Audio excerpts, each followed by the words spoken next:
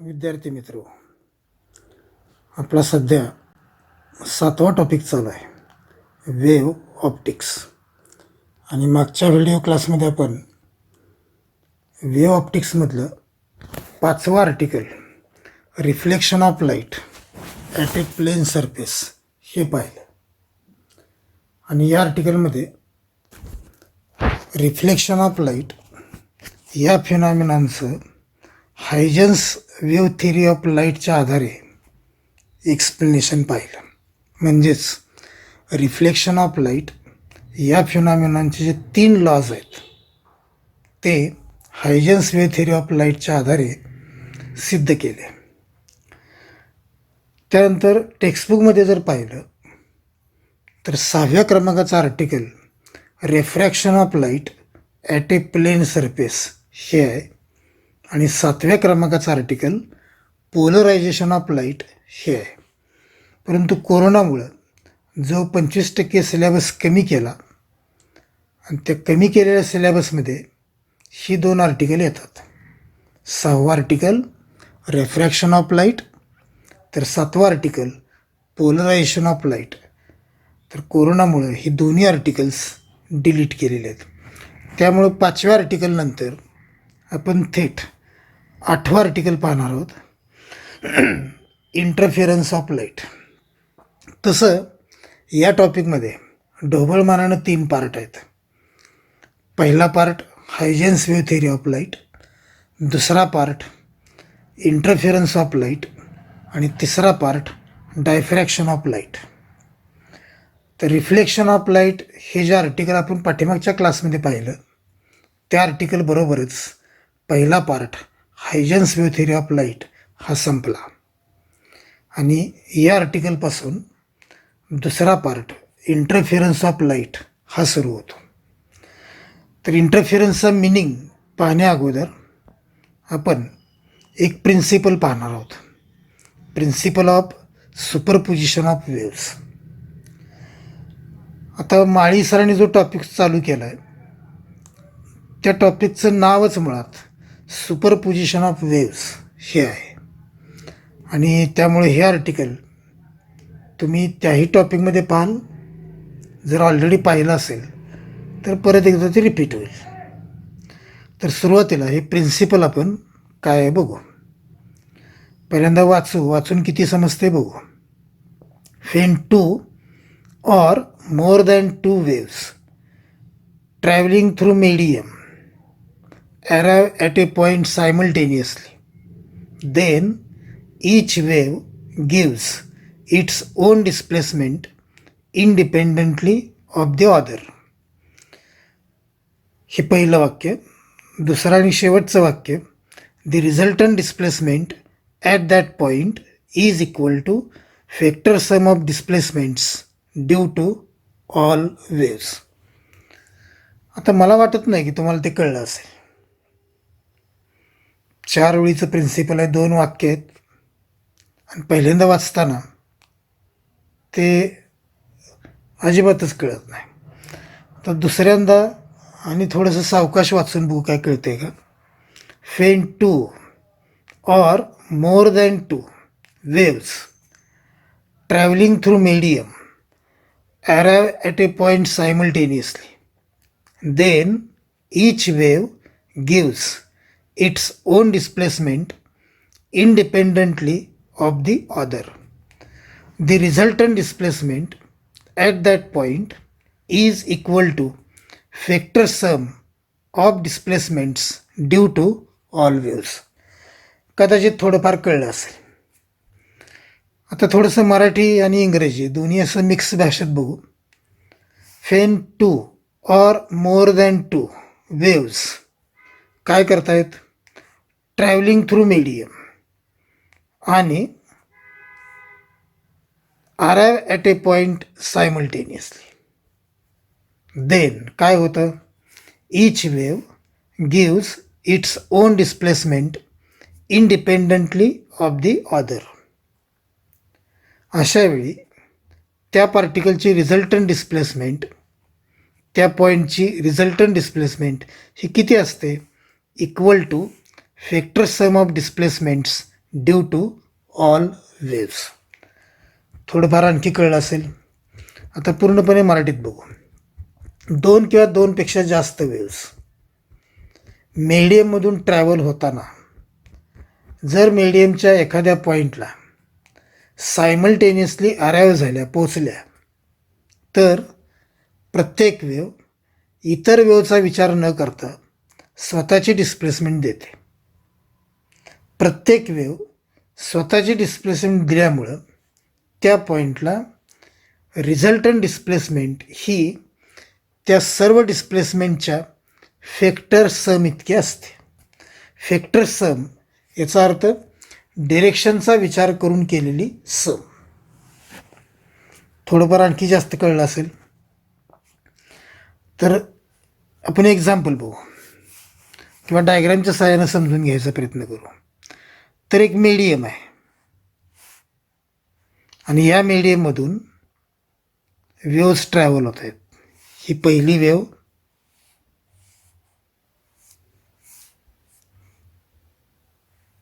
ही दुसरी वेव्ह,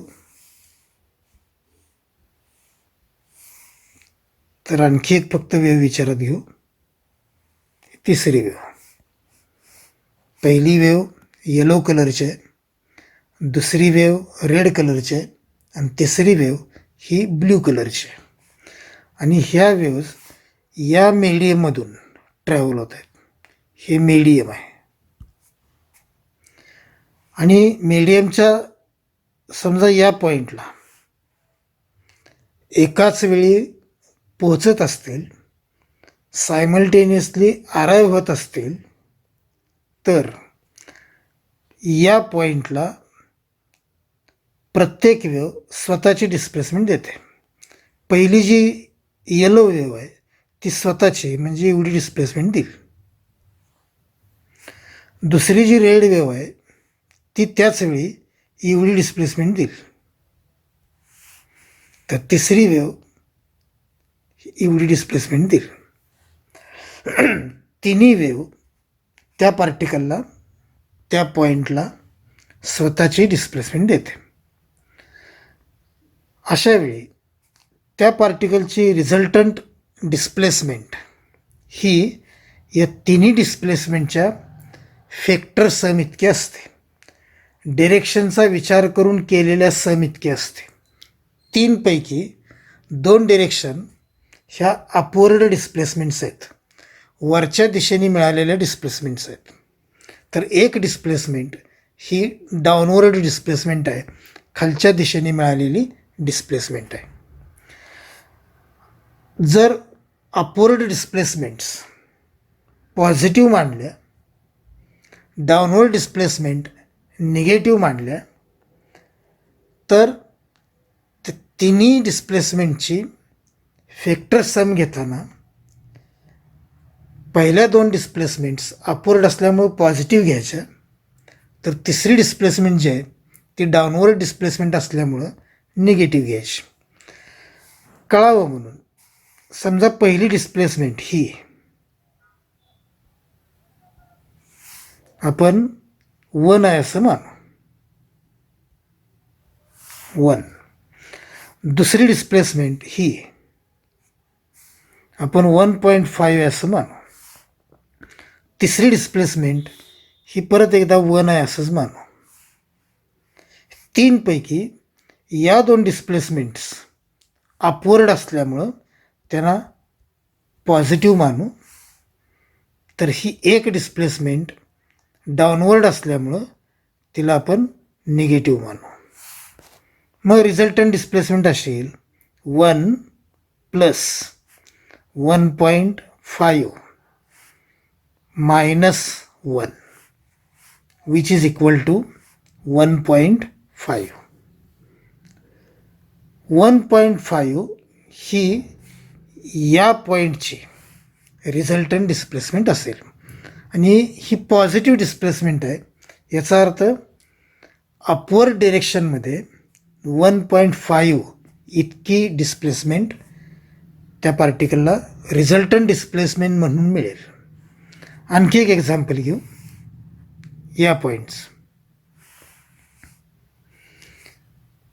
या पॉईंटला पहिली येलो वेव्ह स्वतःची म्हणजे एवढी डिस्प्लेसमेंट देईल, दुसरी रेड वेव्ह एवढी डिस्प्लेसमेंट देईल आणि तिसरी वेव्हसुद्धा तेवढीच डिस्प्लेसमेंट देईल.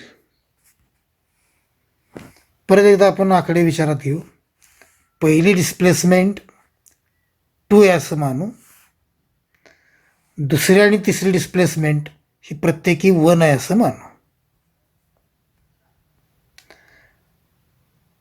पहिली जी डिस्प्लेसमेंट आहे 2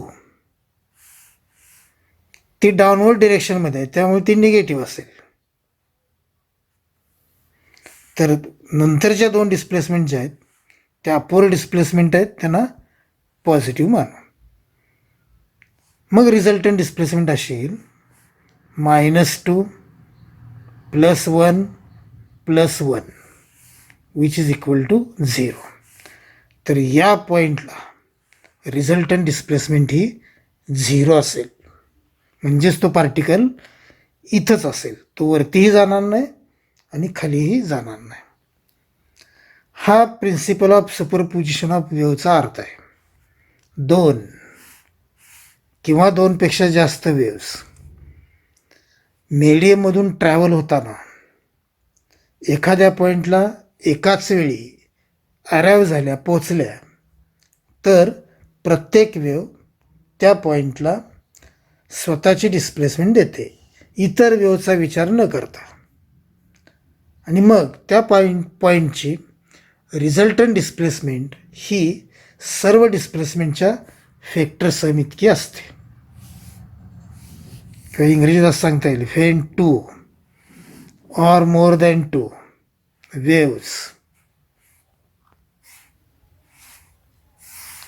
traveling through medium arrive at a point simultaneously, then each wave gives its own displacement independently of the other. The resultant displacement at that point is equal to factor sum of these displacements. Factor sum due to all displacements. असं हे principal. So principle is when 2 or more than 2 waves traveling through medium arrive at a point simultaneously, then each wave gives its own displacement independently of the other. The resultant displacement at that point is equal to factor sum of displacements due to all waves. 2 or more than 2 waves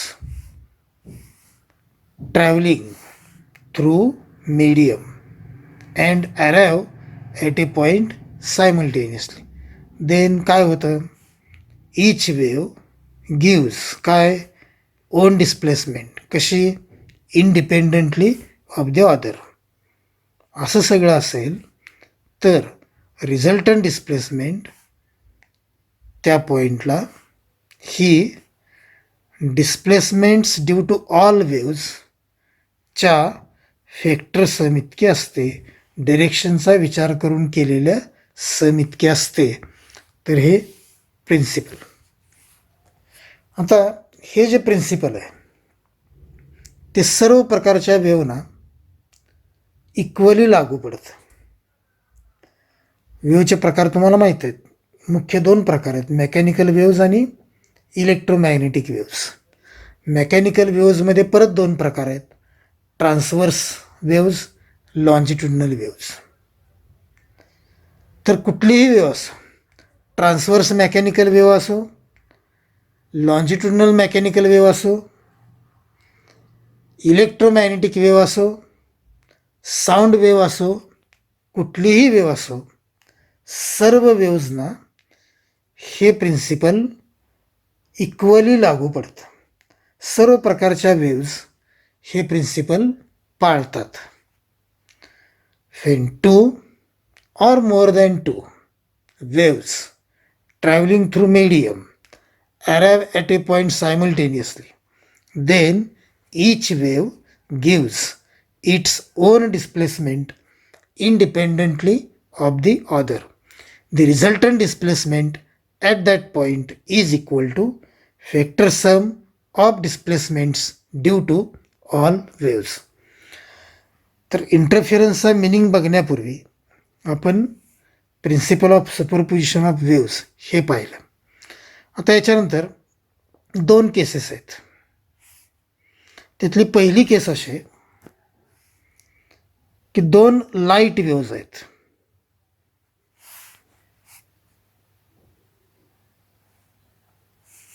पहिली light wave, तर दुसरी ही अशी light wave. आणि हे medium आहे.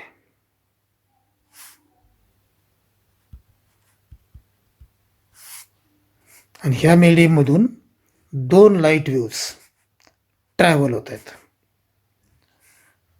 मीडियमचा हा point विचारात घेतला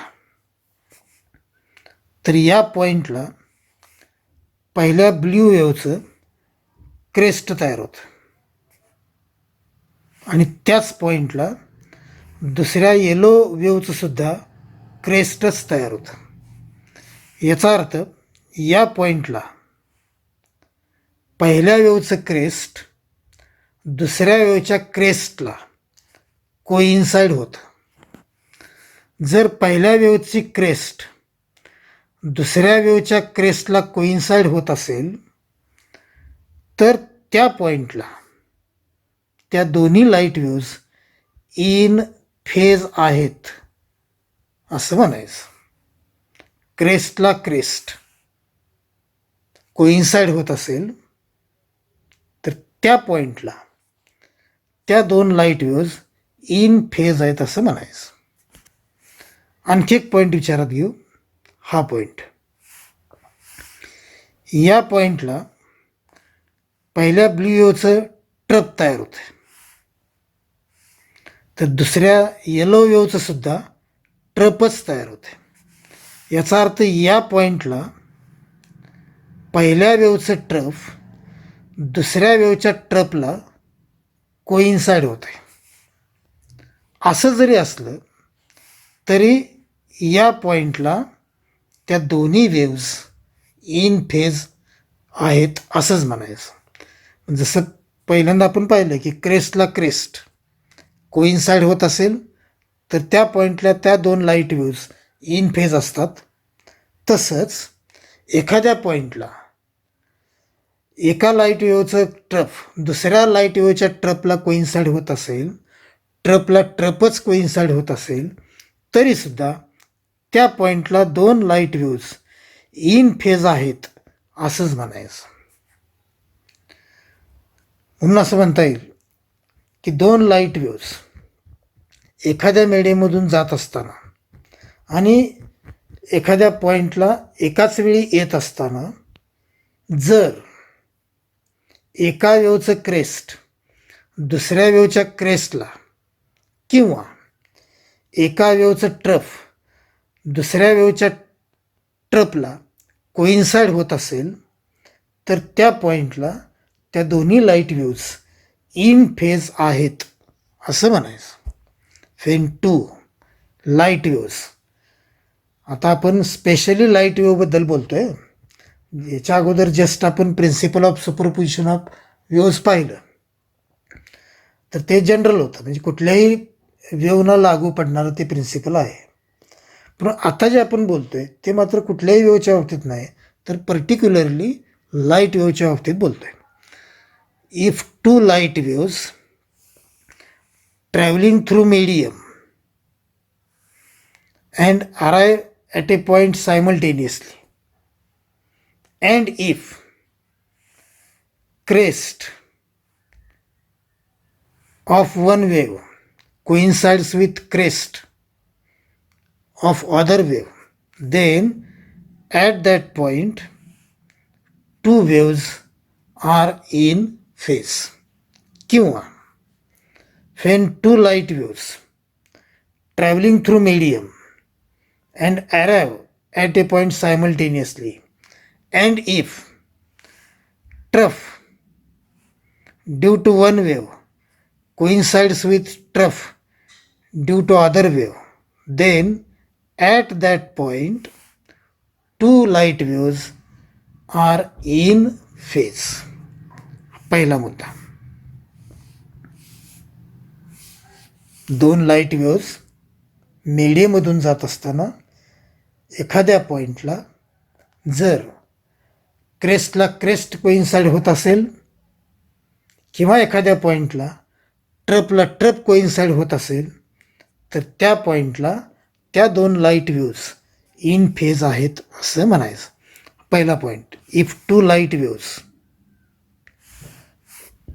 travelling through medium and arrive at a point, and if crest of one wave coincides with crest of other wave, or trough of one wave coincides with trough of other wave, then at that point waves are in phase. पहिला मुद्दा. दुसरा मुद्दा असा,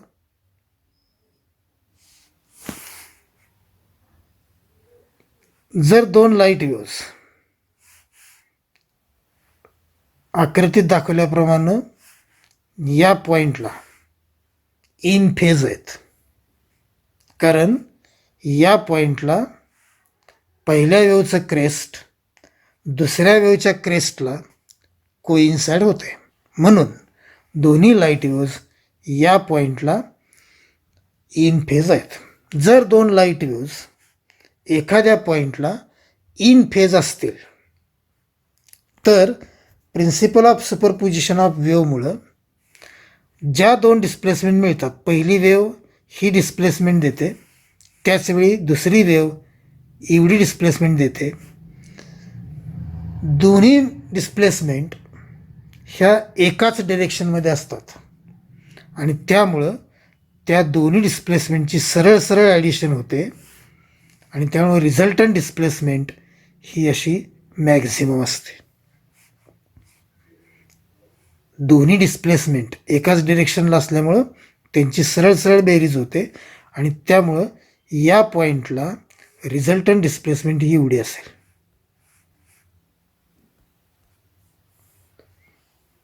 असंच explanation या पॉईंटच्या बाबतीत पण देता येईल. या पॉईंटला दोन्ही लाईट वेव्ज इन फेज आहेत, कारण या पॉईंटला पहिल्या वेव्हचं ट्रफ दुसऱ्या वेव्हच्या ट्रपलाच कोइन्साइड होते आणि ट्रपला ट्रप कोइन्साइड होत असेल तर त्या दोन लाईट वेव्ज इन फेज असतात. या पॉईंटला दोन्ही लाईट वेव्ज इन फेज असल्यामुळं ज्या दोन डिस्प्लेसमेंट मिळतात त्या एकाच डिरेक्शनला मिळतात. दोन्ही डिस्प्लेसमेंट एकाच डिरेक्शनला मिळत असल्यामुळं रिझल्टंट डिस्प्लेसमेंट मिळवताना त्या दोन्ही डिस्प्लेसमेंटची सरळ सरळ ॲडिशन होते आणि अशी मॅक्झिमम डिस्प्लेसमेंट मिळते. तर पहिला मुद्दा आपण पाहिला, if two light waves travelling through medium and arrive at a point, and if crest coincides with crest or trough coincides with trough, then two waves are in phase at that point. दुसरा मुद्दा असा, if waves are in phase, then resultant displacement at that point is maximum. This is according to principle of superposition of waves. If crest coincides with crest, then two waves are in phase. If trough coincides with trough, then two waves are in phase. And if two waves are in phase, then resultant displacement at that point is maximum. हा दुसरा मुद्दा. If two waves are in phase, then according to principle of superposition of waves, resultant displacement at that point is maximum. तिसरा मुद्दा असा आहे,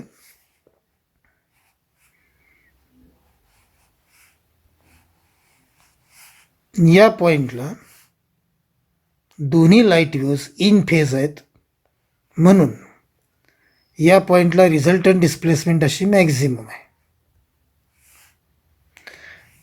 ही resultant displacement maximum आहे म्हणून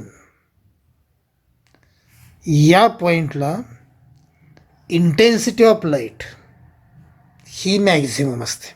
कारण ज्या दोन वेव्ज आहेत त्या दोन्ही लाईट वेव्ज आहेत, आणि या पॉइंटला दोन्ही लाईट वेव्ज इन फेज आहेत. या पॉइंटला दोन्ही लाईट वेव्ज इन फेज असल्यामुळं रिझल्टंट डिस्प्लेसमेंट ही अशी मॅक्झिमम आहे. आणि रिझल्टंट डिस्प्लेसमेंट मॅक्झिमम असल्यामुळं या पॉइंटला intensity of light he maximum असते. म्हणजेच या पॉइंटला तुम्हाला ब्राईटनेस मिळेल, किंवा तुम्ही असं म्हणू शकता की तो पॉइंट ब्राईट असेल. आणि जर एखादा पॉइंट ब्राईट मिळत असेल किंवा एखाद्या पॉइंटला ब्राईटनेस मिळत असेल, तर ती जी फिनॉमिनॉन आहे त्या फिनॉमिनॉनला कन्स्ट्रक्टिव्ह इंटरफेरन्स असं म्हणायचं. तर पुढचे मुद्दे असे आहेत, due to maximum displacement intensity at that point is maximum and hence point is bright or we get a brightness. आणि जर ब्राईटनेस मिळत असेल तर ती जी फिनॉमिनॉन आहे त्या फिनॉमिनॉनला कन्स्ट्रक्टिव्ह इंटरफेरन्स असं म्हणायचं. ही पहिली केस आहे. इंटरफेरन्सचा मिनिंग समजून घेत असताना आपण ही पहिली केस पाहतोय. ही पहिली केस परत एकदा बघा.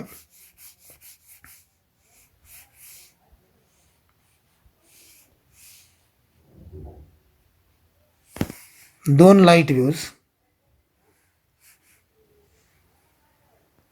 ही पहिली तर ही दुसरी, या मीडियममधून ट्रॅव्हल होतात. मीडियमच्या या पॉईंटला पहिल्या वेव्हचा क्रेस्ट तयार होतो, तर त्याच पॉईंटला दुसऱ्या वेव्हचा पण क्रेस्टच तयार होतो. मीडियमच्या एखाद्या पॉईंटला दोन्ही वेव्हचा क्रेस्टच तयार होत असेल, किंवा मीडियमच्या एखाद्या पॉईंटला पहिल्या वेव्हचा क्रेस्ट दुसऱ्या वेव्हच्या क्रेस्टलाच कोइन्साइड होत असेल, तर त्या पॉईंटला त्या दोन लाईट वेव्ज इन फेज आहेत असं म्हणायचं. प्रिन्सिपल ऑफ सुपरपोजिशन ऑफ वेव्जमुळं दोन्ही डिस्प्लेसमेंट एखाद्या पॉईंटला जर इन फेज असतील तर त्या पॉईंटला रिझल्टंट डिस्प्लेसमेंट अशी मॅक्झिमम असते. कारण दोन वेव्हमुळं ज्या डिस्प्लेसमेंट मिळतात त्या एकाच डिरेक्शनमध्ये असतात, आणि त्या दोन्ही डिस्प्लेसमेंट एकाच डिरेक्शनमध्ये असल्यामुळं त्यांची सरळ सरळ बेरीज होते, आणि त्यामुळे रिझल्टंट डिस्प्लेसमेंट ही अशी मॅक्झिमम मिळते. रिझल्टंट डिस्प्लेसमेंट जर मॅक्झिमम असेल तर या पॉईंटला intensity of light he maximum असेल, की म्हणजेच या पॉईंटला तुम्हाला ब्राईटनेस मिळेल किंवा हा पॉईंट ब्राईट असेल. ब्राईटनेस मिळण्याची जी फिनॉमिनॉन आहे तिला कन्स्ट्रक्टिव्ह इंटरफेरन्स असं म्हणायचं. सेम एक्सप्लेनेशन या पॉईंटला पण देता येईल. या पॉईंटला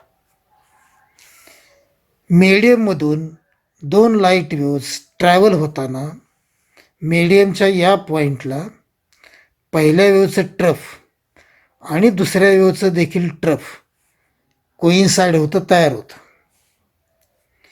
या पॉईंटला दोन्ही वेव्हचं ट्रफ कोइन्साइड होत असल्यामुळं या पॉईंटला दोन्ही लाईट वेव्ज इन फेज आहेत.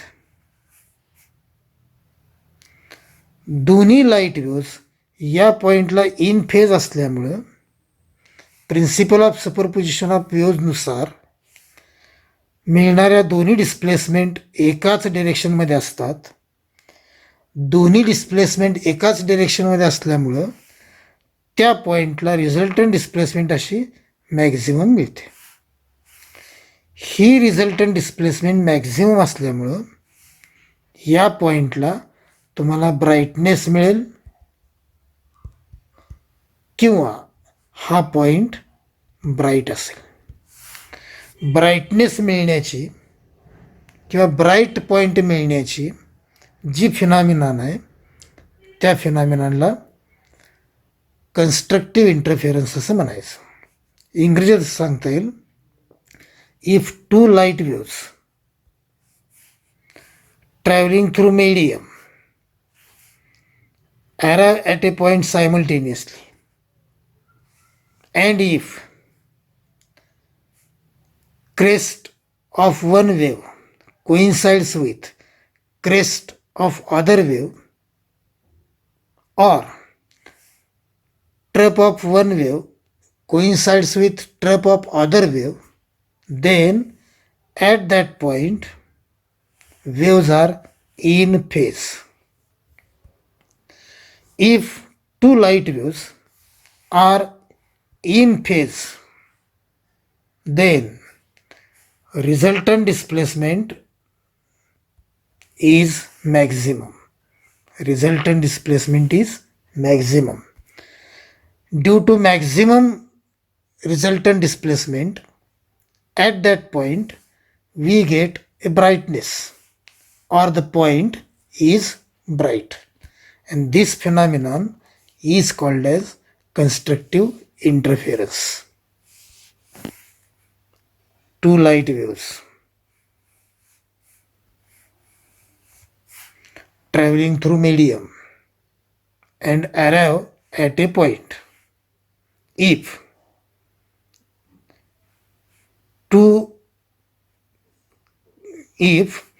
crest due to one wave coincides with crest due to other wave, then at that point two light waves are in phase. If two light waves are in phase, then at that point the resultant displacement is maximum. Due to maximum resultant displacement, at that point intensity of light is maximum. As intensity of light is maximum, then at this point we get a brightness, or this point is bright. This phenomenon is called as constructive interference. Same explanation या पॉइंटला पण देता येईल. Two light waves traveling through medium arrive at a point. If trough due to one wave coincides with trough of other wave, then at this point these two light waves are in phase. According to principle of superposition of waves, the resultant displacement due to all waves is maximum. As this resultant displacement is maximum, then intensity of light at this point is maximum. As intensity of light at this point is maximum, then this point will be bright, or at this point we get a brightness, and this phenomenon is called as constructive interference. 3 case 1, 2 light waves traveling through medium arrive at a point, आणि काय होतंय, crest of one wave coincides with crest of other, किंवा काय होतंय, trough of one wave coincides with trap of other wave. Then at that point waves are in phase. If waves are in phase, then according to principle of superposition of waves, resultant displacement is maximum at that point. Due to maximum displacement, intensity of light at that point is maximum.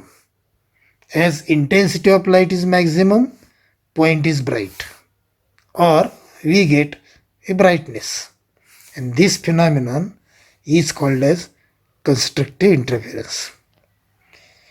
पहिली केस जर तुमच्या लक्षात आली असेल तर दुसरी केसही तुमच्या लक्षात येईल, कारण दोन्ही केस एकमेकाला काहीशा अपोजिट आहेत. तर दुसरी केस असे, आणखी एक सांगायचं राहिलं, जर कन्स्ट्रक्टिव्ह इंटरफिरन्स असेल तर दोन्ही डिस्प्लेसमेंट एका दिशेला मिळत असल्यामुळे त्यांची सरळ सरळ ॲडिशन होते, आणि डिस्प्लेसमेंट मॅक्झिमम असल्यामुळं तिथं इंटेन्सिटी ऑफ लाईट याच्यामध्ये वाढ होते. तर दुसरी केस बघू आपण. 2 लाईट वेव्स मीडियममधून ट्रॅव्हल होत आहेत.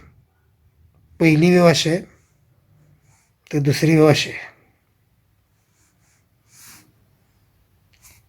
मीडियमच्या या पॉईंटचा विचार केला तर या पॉईंटला पहिल्या वेवचं क्रेस्ट तयार होतं आहे, तर त्याच पॉईंटला दुसऱ्या वेवचं मात्र ट्रप तयार होतं.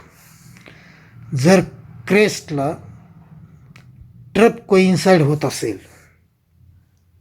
तर त्या 2 light waves out of phase आहेत असं म्हणायचं.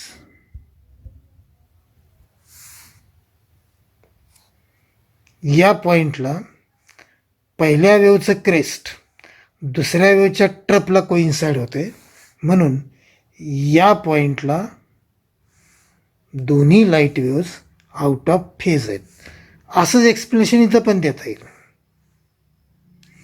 या पॉईंटला पहिल्या लाईट वेवचं ट्रप तयार होतं आहे, तर त्याच पॉईंटला दुसऱ्या लाईट वेवचं क्रेस्ट तयार होतं आहे. जर एका वेवच्या ट्रपला दुसऱ्या वेवचं क्रेस्ट कोइन्साइड होत असेल तरीसुद्धा त्या दोन्ही light waves out of phase आहेत असं म्हणायचं त्या पॉईंटला.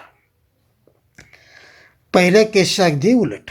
पहिल्या केसमध्ये आपण काय म्हणलं की जर एखाद्या पॉईंटला पहिल्या वेवचं क्रेस्ट दुसऱ्या लाईट वेवच्या क्रेस्टलाच कोइन्साइड होत असेल, किंवा एखाद्या पॉईंटला पहिल्या वेवचं ट्रप दुसऱ्या वेवच्या ट्रपलाच कोइन्साइड होत असेल, तर त्या 2 लाईट वेव्ज इन फेज असतात. या उलट दुसऱ्या केसमध्ये पहिल्या वेवचं क्रेस्ट दुसऱ्या वेवच्या ट्रपला कोइन्साइड होत असेल, किंवा पहिल्या वेवचं ट्रप दुसऱ्या वेवच्या क्रेस्टला कोइन्साइड होत असेल, तर त्या पॉईंटला त्या 2 light waves out of phase आहेत असं म्हणायचं. आणि जर 2 लाईट वेव्ज मीडियममधून ट्रॅव्हल होताना आणि एखाद्या पॉईंटला अराईव्ह होताना जर आउट ऑफ फेज असतील तर प्रिन्सिपल ऑफ सुपरपोजिशन ऑफ वेव्हजनुसार मिळणाऱ्या दोन डिस्प्लेसमेंट ह्या अपोजिट असतील, एकाच डिरेक्शनमध्ये नसतील. मिळणाऱ्या दोन डिस्प्लेसमेंट जर अपोजिटली डायरेक्टेड असतील तर त्या पॉईंटला रिझल्टंट डिस्प्लेसमेंट ही मिनिमम असेल. रिझल्टंट डिस्प्लेसमेंट जर मिनिमम असेल तर त्या पॉईंटला इंटेन्सिटी ऑफ लाईट ही सुद्धा मिनिमम असेल. आणि जर इंटेन्सिटी ऑफ लाईट मिनिमम असेल तर त्या पॉईंटला तुम्हाला डार्कनेस मिळेल किंवा तो पॉईंट डार्क असेल.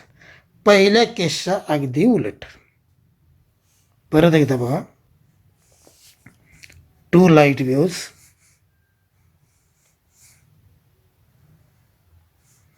traveling through medium arrive at a point, and if crest of one wave coincides with trough of other wave, then at this point two waves are out of phase. This is one thing. Secondly, if two light waves are out of phase, then according to principle of superposition of waves, displacements are oppositely directed and hence resultant displacement is minimum because this displacement cancels this displacement. And therefore resultant displacement is minimum. Due to minimum resultant displacement, intensity of light at this point is minimum, and as intensity of light at this point is minimum, then we get a darkness, or this point will be dark, and this phenomenon is called as destructive interference. Same explanation या पॉईंटच्या बाबतीत पण देता येईल. Two light waves travelling through medium and arrive at a point, and if trough due to one wave coincides with crest of the other wave, then these two light waves are out of phase at this point. If two light waves are out of phase, then two displacements are oppositely directed, and therefore resultant displacement at this point is minimum because these two displacements cancel each other, and therefore resultant displacement at this point is minimum. Due to minimum resultant displacement, intensity of light at that point is minimum. As intensity of light at that point is minimum, then this point will be dark, or we get darkness. And this phenomenon of getting darkness is called as destructive interference. There is second case.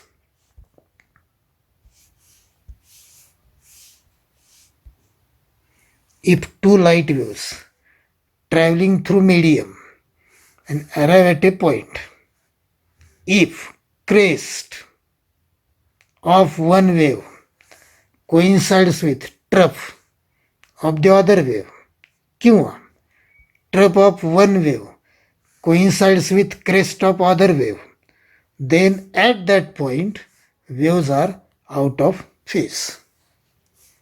पहिला मुद्दा. दुसरा, if waves are out of phase, then according to principle of superposition of waves, resultant displacement is minimum. Due to minimum displacement intensity of light at that point is minimum and hence point is dark, or at that point we get a darkness.